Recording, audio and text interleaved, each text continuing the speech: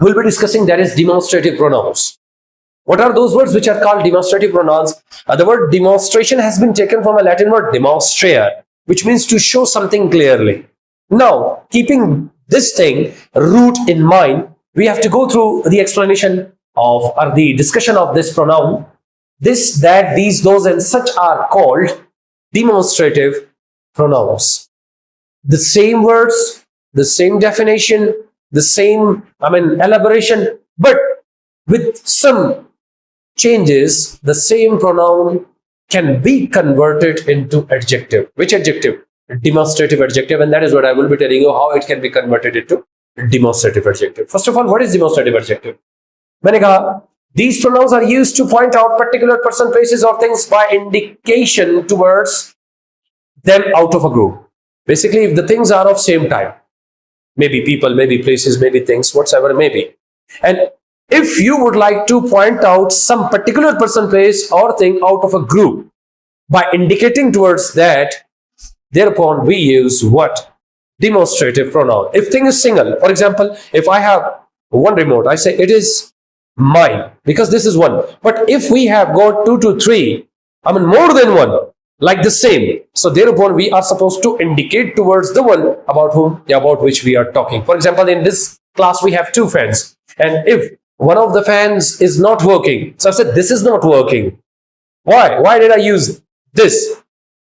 Because they are 2, they are same. अगर ये एक होता तो मैं एक ही कहता, मैं कहता it is not working, come and repair it. अब यहाँ पे गौर कीजिएगा बेटे, एग्जांपल्स को देखिएगा. मैंने एक नोट लिखा है और वो नोट पढ़ने के बाद it will be quite clear for you people to understand the concept of demonstrative pronoun and demonstrative adjective. वो ये है, don't use nouns right after these words when they are used as pronouns. कह रहे जब ये pronoun के तौर पर इस्तेमाल होते हैं तो आपने नाउन को एकदम इनके बाद यूज नहीं करना है. क्यों? क्योंकि फिर यही वर्ड्स इन्हीं एग्जांपल्स में एडजेक्टिव में कन्वर्ट हो जाएंगे. वो कैसे? गौर कीजिएगा.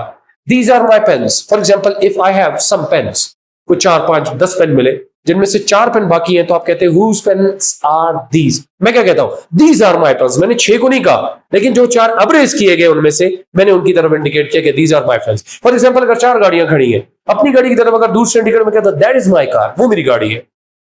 तो जब आप किसी खास चीज या जगह की तरफ इशारा करके बात करें तो इसको कहते हैं डिमॉन्स्ट्रेटिव प्रोनाउन. लेकिन अगर इसी एग्जांपल को बेटे आप इस तरह कह देते these pens are mine, तो आप इसी सारी डेफिनेशन के साथ इस वक्त जो मैंने एग्जांपल बनाई वो आप प्रोनाउन से एडजेक्टिव में कन्वर्ट कर चुके हैं. फॉर एग्जांपल, एक और एग्जांपल देखिएगा.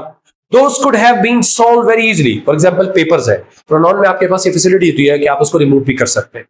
मैं कहता हूं those could have been solved very easily. किसी ने कहा सर आपने जो क्वेश्चन दिए थे we were not able to solve that, I couldn't solve that. मैं सॉल्व नहीं कर सका. अब क्वेश्चन तो डिस्कस हो गए. अगर मैं एडजेक्टिव बनाना चाहता हूं तो मैं क्या कहूंगा? I will just say those questions could have been solved very easily. ये एडजेक्टिव है. लेकिन अगर मैं नाउन को रिमूव कर देता हूं तो मैं क्या कहता हूं? those could have been solved very easily. ये प्रोनाउन है. तो साबित ये हुआ कि अगर इन वर्ड्स के फौरन बाद आप नाउन लगाएं तो ये एडजेक्टिव, और अगर आप ना लगाएं या नाउन को दूर रखें तो ये प्रोनाउन होता है. ये है एक बड़ा कॉमन सा डिफरेंस एडजेक्टिव और प्रोनाउंस में जो बास टाइप्स के अंदर हमारे सामने आता है. एक एग्जांपल देखिएगा. This is your pen. एक ही पेन है, 2 पड़े हुए, और एक दिस इज योर पेन. ये आपका पेन है, ये वाला छोड़ दिए, ये आपको दिया, तो इंडिकेट करते हैं.